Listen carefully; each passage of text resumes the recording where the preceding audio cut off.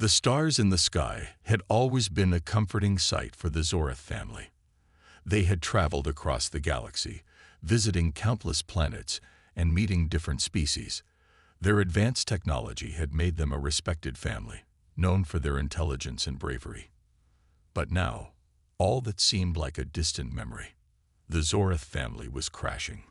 Their ship, a marvel of alien engineering, was shaking violently as it plummeted toward a planet's surface.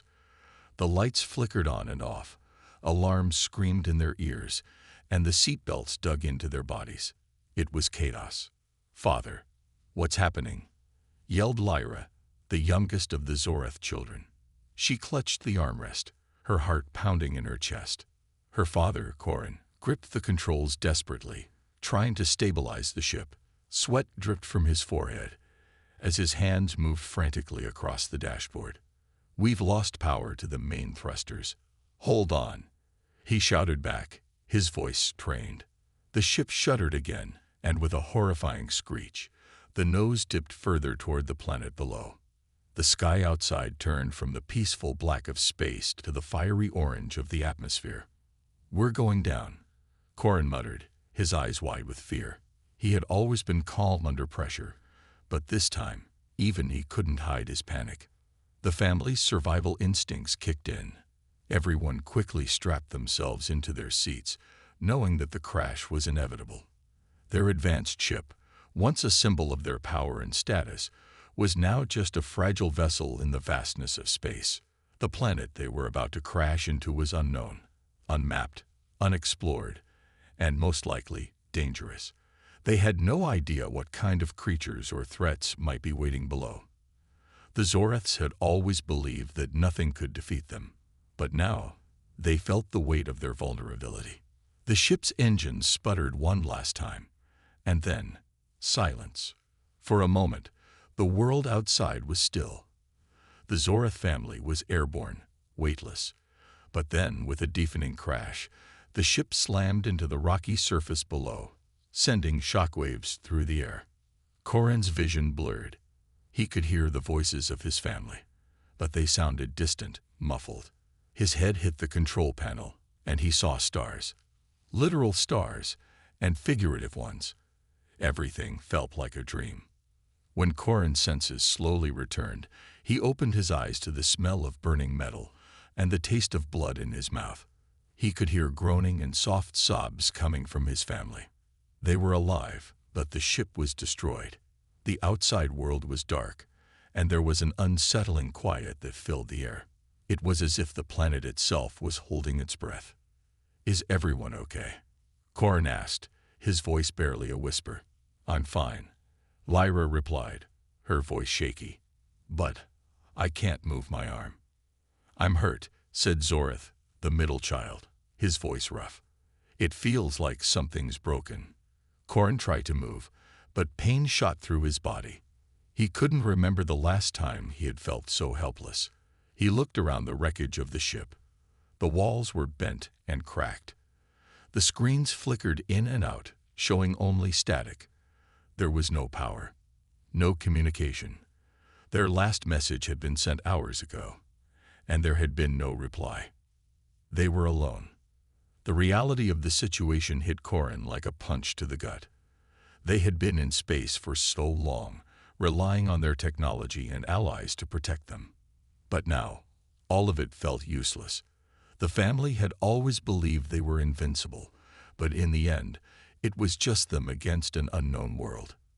He reached for the emergency beacon, but it was shattered. Their only hope for rescue was gone. Corin let out a deep sigh. "No one's coming."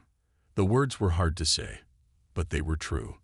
Their allies, the other powerful species they had helped over the years, had all abandoned them.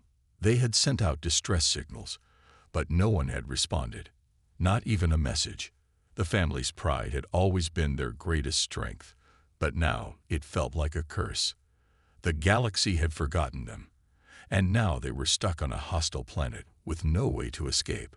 "We're alone," Lyra whispered, her voice trembling. Corin glanced at his family. They were bruised, battered, but alive. And that was something.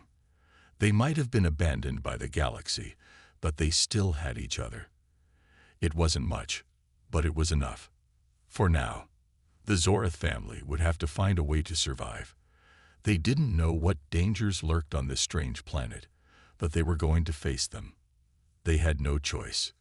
The fight for survival had just begun. The Zorath family had never imagined a day like this. They had once believed that their advanced technology and knowledge could solve any problem. But now, on this unknown planet, their tools and skills seemed useless against the harsh reality of survival. The crash had left the family with only a few supplies: water, some food rations, and a few first aid kits. The wrecked ship was no help. It lay in pieces, its once shining hull now crushed and twisted like a toy that had been thrown away. The shelter it had provided was gone, and the family was left exposed to whatever dangers this planet had in store. Corin, the father, tried to stay calm. He was the leader, the one who had always found a way to fix problems. But inside, panic was starting to set in. He knew their chances of survival were slim if they didn't find help soon. They had no way to contact anyone, no way to know if they were on a planet with other life forms. They could be surrounded by dangerous creatures, and worse, no one would come to rescue them. "Okay," Corin said, trying to keep his voice steady. "We need to find shelter, water, and food. First things first, we stay together." Zorath, the middle child, looked around nervously. "But where are we supposed to go, Father? This place doesn't look safe." Lyra, the youngest, stayed close to her mother, Kessa. Kessa had a small cut on her leg from the crash, but nothing too serious. Still, she winced every time she tried to stand. It was clear that the family was in no condition to fight whatever dangers this planet might throw at them. "We'll move slowly," Corin said, his voice soft but firm. "We can't stay here. We need to find somewhere safe. Just follow me." They started walking through the wreckage of the ship, stepping over twisted metal and broken pieces. The ground was uneven and rocky, and the air smelled strange, like something heavy, almost metallic. The sky above was a dull grayish color, and there were no stars in sight. The temperature was cold, and the wind howled through the cracks in the ship. It wasn't a place anyone would want to be stranded. Corin led the way, his eyes scanning the area for any signs of danger. His mind raced, trying to come up with a plan. They had no shelter, no tools, and no way to know what was ahead. But they had no choice. Moving forward was the only option. As they walked, Zorath stumbled over a large rock and nearly fell. His legs were weak from the crash, and it was hard for him to keep his balance. Lyra quickly reached out to help him, but Corin shook his head. "Don't slow down," he said, his tone sharp. "We can't afford to waste time. Keep moving." The family trudged forward, their bodies aching from the crash and the cold. After a few hours, they spotted a group of trees in the distance. They were strange-looking, tall, with long, twisted branches and thick leaves that seemed to glow faintly in the low light. Corin thought it might be their best chance to find shelter. When they reached the trees, they found that the ground was covered in thick, wet moss. It made walking even harder, but the trees themselves offered some protection from the wind. The family huddled together, exhausted and shivering. Corin looked around, searching for signs of life. The planet felt empty, silent, as if everything was holding its breath. No animals, no sounds, just the wind and the occasional rustle of the strange leaves. It was unsettling. "We'll rest here for the night," Corin decided. "Tomorrow, we'll look for food and water." They sat on the wet moss, huddling close for warmth. Kessa wrapped a blanket around Lyra, who was shivering from the cold. Zorath leaned against a tree, his face pale with exhaustion. For the first time, the Zoraths realized just how fragile they were. They had always relied on their technology, their strength, and their allies. But now, they had nothing. No weapons, no tools, no backup plans. They were completely alone. Corin sat beside his family, his mind racing. He knew they had to keep moving, But he also knew they couldn't survive without water and food. They were on a strange planet, with no idea what dangers lurked in the shadows. What if the animals here were hostile? What if there were more dangers they couldn't even imagine? But as the sun began to set, Corin made a silent promise to himself. He wouldn't let his family die here. He would find a way to survive, even if it meant doing things he had never done before. He was their father, and he would protect them no matter what. "Tomorrow, we'll find a way out of this," Corin said softly. "We'll make it through." And with that, the Zorath family huddled together, hoping that the new day would bring answers, even if they were afraid of what they might find. The days on the unknown planet seemed to stretch on forever for the Zorath family. Each day was the same: cold nights, endless searching for food, and the constant fear of danger. Their clothes were torn, their bodies weak, and their spirits low. Corin had tried to stay strong for his family, but even he could feel the crushing weight of uncertainty. The crash had left them stranded on this barren world, and they were running out of options. Corin paced back and forth, his eyes scanning the horizon for any sign of life. The planet felt empty, silent, without even the chirp of insects or the rustle of animals. It was as if they were the only living creatures left in the universe. The thought made his skin crawl. It was unnatural. Every day, the loneliness weighed on him more and more. He had always been a leader, someone others relied on, but now he felt helpless. "We need to find something," Corin muttered to himself. "Anything." His thoughts were interrupted when Lyra, the youngest, rushed over, her eyes wide with excitement. "Father, Father, I think I heard something." Corin's heart skipped a beat. "What did you hear, Lyra?" "A signal," she said breathlessly. A voice. "I don't know, but I think it's coming from the old radio transmitter. It's not much, but it's something." She pointed toward the broken pieces of the ship, still lying half-buried in the rocky ground. Corin's heart raced. It had been days since they last tried to use the transmitter. The ship's systems had been damaged beyond repair, and he had given up hope that anything would work. But now, with Lyra's excitement in her voice, something stirred within him. Could it be true? Could they finally be hearing a signal from another being, from someone who could help? "Let's check it out," Corin said quickly, his voice filled with sudden urgency. The family made their way to the wreckage of the ship, carefully stepping over sharp pieces of metal and debris. Corin's mind raced as he thought of the possibilities. Could it be a rescue signal? Another ship? Another family? Maybe even some other survivors? The idea of meeting someone, anyone, other than his family gave him a flicker of hope, something he hadn't felt in days. Lyra knelt next to the transmitter, brushing away some of the dirt and debris. She turned a dial carefully, hoping to pick up the signal again. For a moment, there was only static, the familiar crackling sound that filled the air every time they tried to use the broken device. Come on," Lyra whispered to herself, her fingers trembling as she adjusted the dial. Then, just as Corin was about to give up, a faint voice cut through the static. It was weak, barely audible, but it was there. "This is Emergency Rescue. Station Alpha. Can anyone hear me?" The family froze, their hearts pounding in their chests. It was a voice, a human voice. They all looked at each other in disbelief. "Did you hear that?" Corin asked, his voice shaking. "I heard it," Lyra said, her eyes wide with excitement. It's humans. They're here. They're not far from us." Corin felt a surge of emotion flood through him, relief, joy, and disbelief all at once. He had never imagined that humans, of all beings, would be the ones to find them. But here it was. Their signal, their only hope. "We have to respond," Corin said, his voice firm, though his heart was still racing. "We can't let this chance slip away." He quickly leaned over Lyra's shoulder and began to help her adjust the transmitter. Together, they worked to send out a signal, using the remaining power they had left. The weak signal they were sending could barely reach past the wreckage of their ship, but it was better than nothing. "Please," Corin whispered, almost to himself. "Please let them hear us."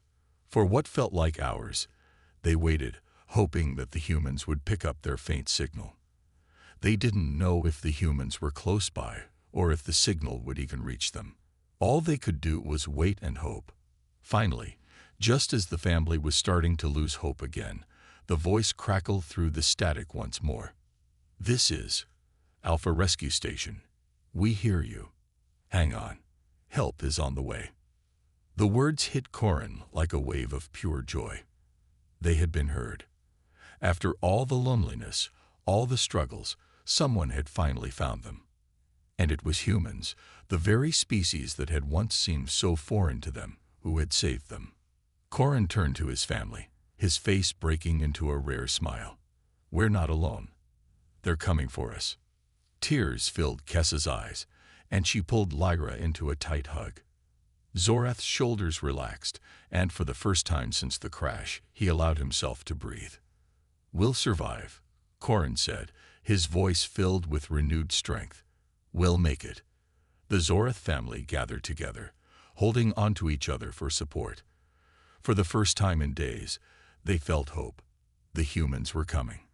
The struggle wasn't over, but it was no longer impossible. They had a chance.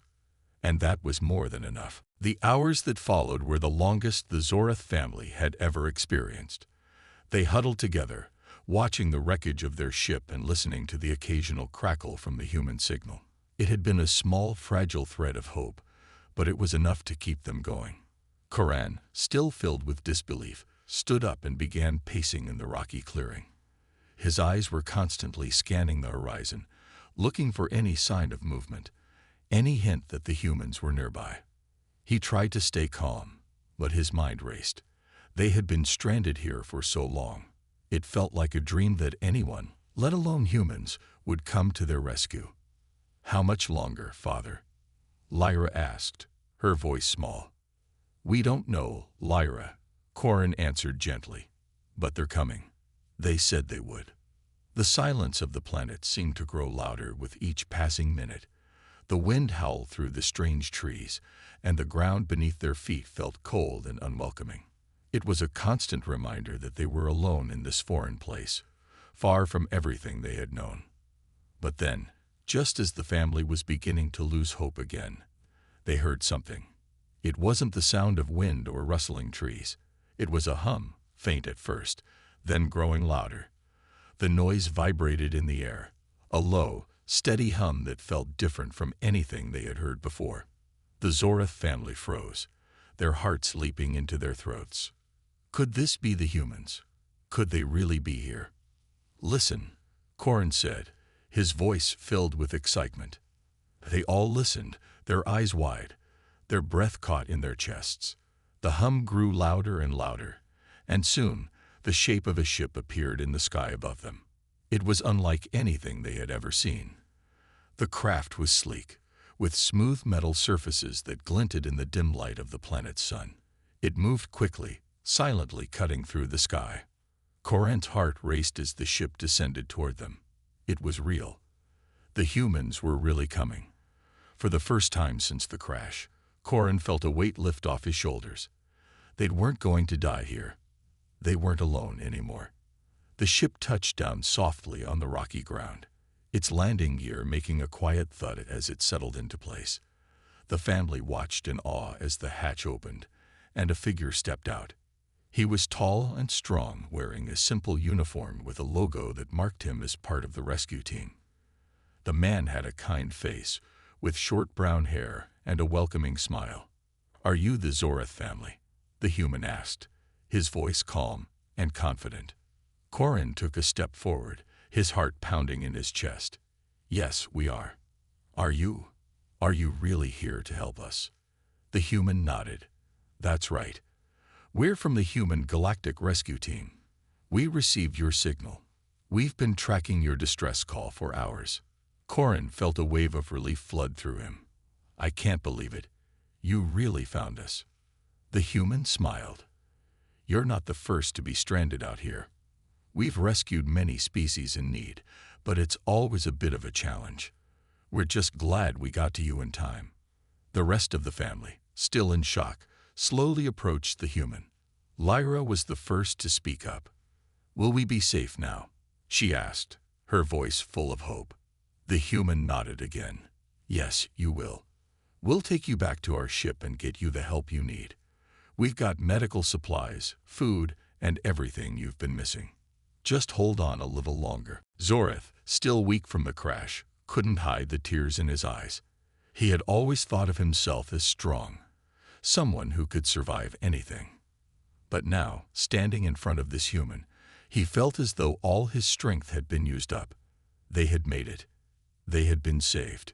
Corin turned to his family, his voice thick with emotion. "We're going home. We're going to be okay." The human guided them toward the ship, helping them onto the sturdy platform that extended from the craft. One by one, they climbed aboard, their eyes filled with gratitude and awe. The inside of the ship was warm and bright, a stark contrast to the cold, desolate planet they had just left behind. As the hatch closed behind them, the ship's engines hummed to life. The Zorith family looked out of the window, watching as the planet that had almost been their grave grew smaller and smaller. For the first time in days, they felt hope. They were going home. Corin stood at the window, watching as the ship soared through the sky. His family was safe, and they had been saved by humans, beings they had once thought of as too small and insignificant to matter. But now they had proven that they were more than capable of kindness and courage. "We'll never forget this," Corin said softly. "We owe them everything." As the ship entered faster than light travel, the Zorith family sat together, finally at peace. The struggle had been long, but they had survived. And now, thanks to the humans, they had a second chance. The days spent aboard the human galactic rescue ship were unlike anything the Zorith family had ever experienced. For the first time in a long while, they felt safe. The ship was warm, filled with advanced technology, and there was a constant hum of activity around them. Medical teams worked quickly to treat any injuries, and food was abundant, something the Zoriths hadn't tasted in days. But as much as the comfort of the ship eased their fears, it also reminded them of just how much they had been relying on others to survive. Corin sat in the ship's common room, looking at his family. They had come a long way since the crash. But the journey wasn't over. They had been saved, yes, but now they had to rebuild, to learn how to live once more. Corin's mind was still heavy with questions. He had always been proud of his species, their strength and intelligence. But now, they had learned something new.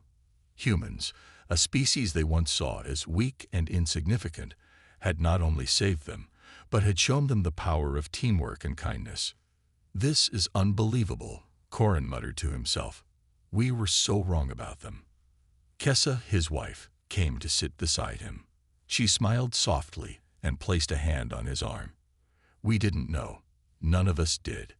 He nodded, but his thoughts kept racing. The humans didn't just rescue them. They helped them with everything. Medical care, food, water, and even emotional support. Everything the Zorith family needed, the humans provided. It wasn't just about technology and strength. It was about working together, helping each other when it mattered most. "I think it's time we do our part," Corin said, his voice steady with determination. "We need to show them we can help too." Kessa looked at him curiously. "What do you mean?" "I mean that we need to offer our skills," Corin said. "The humans have helped us so much. We can't just take and take. We have our knowledge, our technology. It's time we contribute." Lyra, who had been listening from the corner of the room, stood up. "We can help them." "Really?" Corin smiled. "Yes, Lyra. We can. Every species has something valuable to offer. We just have to find our way to give back." The Zoriths had been on the ship for several days, and during that time, they had seen how humans worked together. The crew was diverse, made up of many different species, yet they all communicated and supported one another. It was something Corin had never fully understood before. In his past, leadership meant dominance, strength, and control. But here, on this ship, Leadership meant cooperation and mutual respect. The next day, Corin approached the captain of the ship, a tall human woman with short blonde hair and a commanding presence. Her name was Captain Taylor, and she had been instrumental in their rescue. She greeted Corin with a warm smile as he entered her office. "Captain Taylor," Corin began, his voice filled with respect. "I've been thinking. You've given us so much, and we are truly grateful. But we have knowledge, skills, and technology from our homeworld. I think we can help your team." Captain Taylor's eyes lit up with interest. "What kind of help are you thinking?" "We have advanced agricultural techniques," Corin explained. "We can help improve the food supply for your crew, especially on long missions. We also have medical knowledge that could complement your own, and our technology in energy storage could be useful." Captain Taylor nodded, clearly impressed. "That sounds incredible. I'd love to learn more. We're always looking for ways to improve and share knowledge with other species." From that moment on, the Zoriths became part of the crew. Corin and his family worked alongside humans, sharing their knowledge and learning from the humans in turn.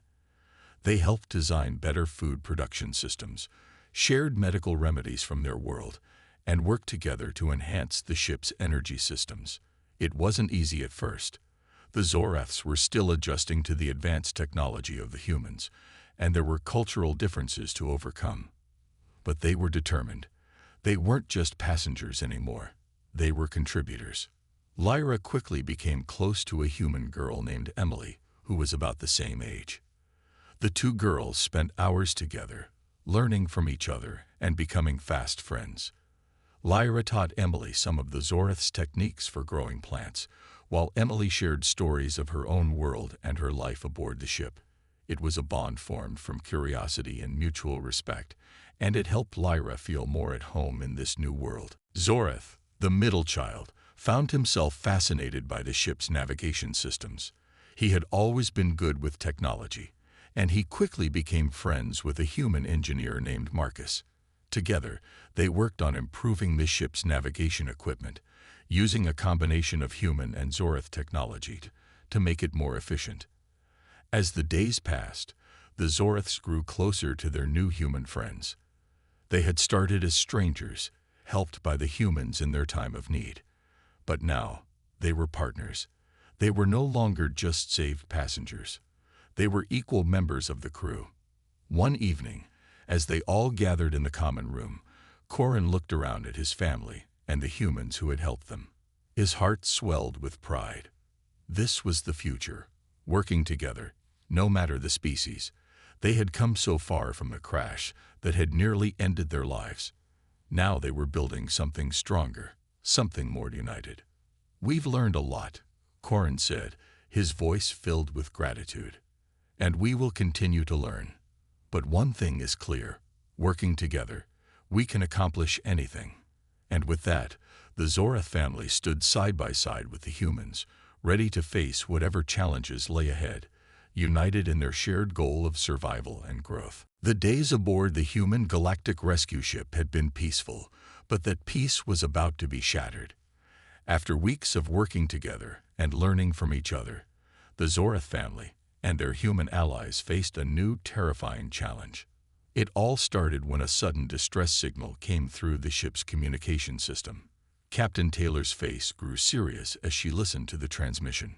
Corin, who had been working with the crew in the engineering bay, felt a chill run down his spine when he saw her expression. "What's wrong, Captain?" Corin asked, walking over to her. "A planet on the edge of this system is under attack," Captain Taylor replied, her voice tight with concern. "We just received word from a nearby outpost. There's an enemy fleet, and they're heading straight for the planet." Corin's stomach tightened. "Who are they?" "We don't know yet," Captain Taylor answered, her eyes narrowing. "But it doesn't matter. We need to help. The planet has millions of innocent civilians. We can't just sit here while they're attacked." The room fell silent as the weight of the situation hit everyone. The Zorith family, once survivors of a crash, now found themselves faced with the possibility of helping in a real battle. "We need a plan," Captain Taylor said, turning to her crew. "Everyone, report to the war room. We have little time."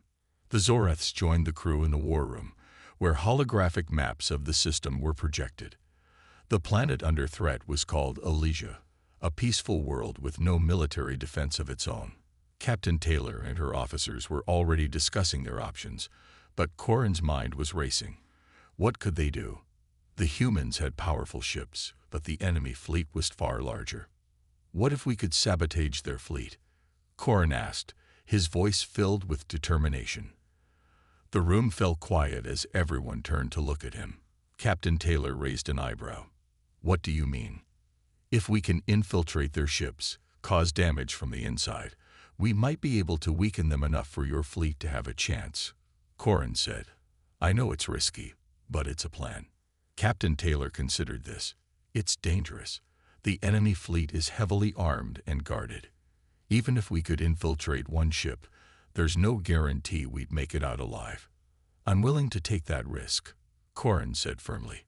"The people on Elysia are counting on us. We can't just wait and hope they're saved. We have to act." The room went quiet again, the tension thick in the air. Corin's words had struck a chord with everyone. They all knew how important this mission was, and they understood the risk involved. After a few moments, Captain Taylor nodded. "All right," she said, her voice filled with resolve. "We'll do it your way, but we're going to need a team." Corin didn't hesitate. "I'll go. My family can help too. We've worked together before. We know how to survive." The captain turned to her officers, who began pulling up plans for the enemy ships. Corin's family was included in the mission, but they would need to act fast. Every second counted. A small team would be sent to infiltrate one of the enemy ships, plant explosives, and escape before the fleet could retaliate. The plan was risky, extremely risky. Corin knew this, but he also knew that if they didn't act, the people of Elysia would face destruction. The Zoreth family had already been saved by the humans.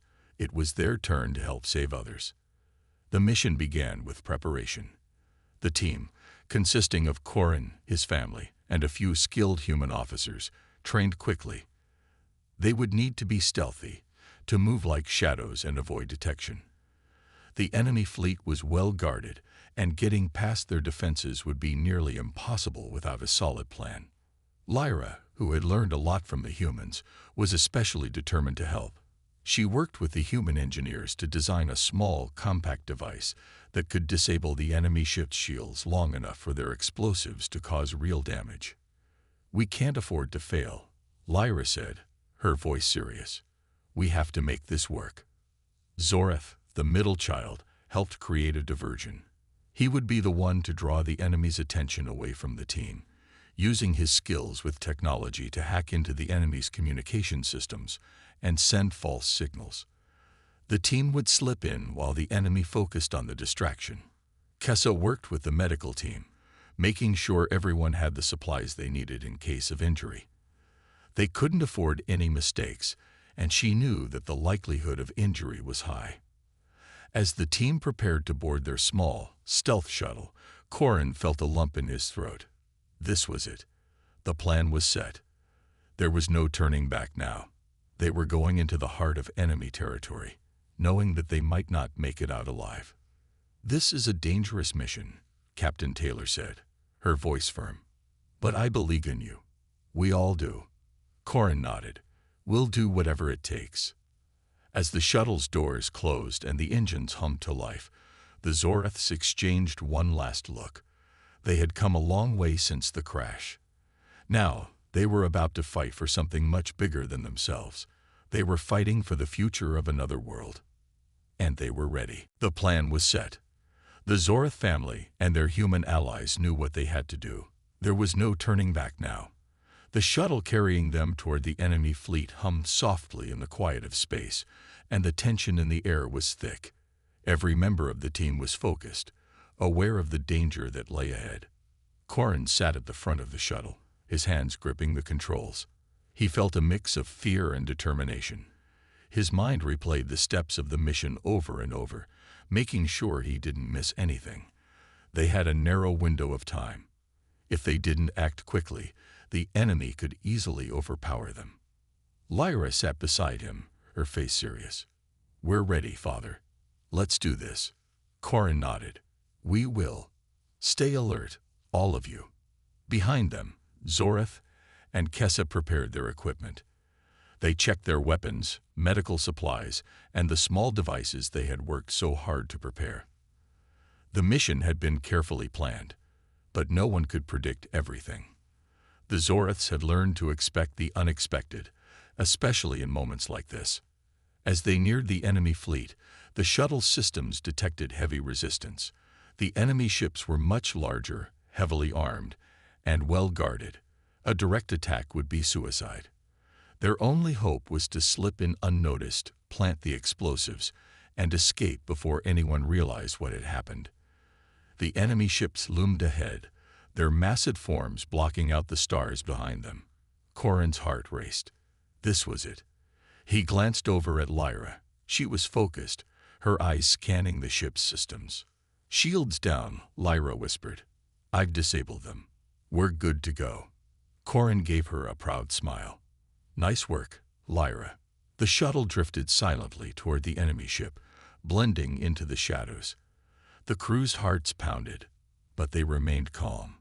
Zorath, sitting at the back of the shuttle, worked quickly. He tapped away at the controls, sending out a series of false signals to confuse the enemy sensors. "Almost there," he muttered, his voice steady despite the tension. Minutes passed like hours.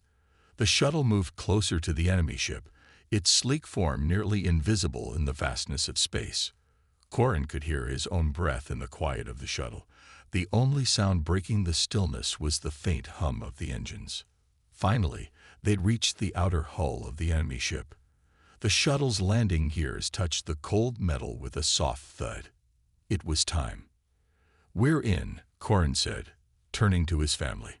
"Let's move." The hatch opened slowly, and the team stepped out, careful not to make a sound. The enemy ship was dark, its corridors silent and empty.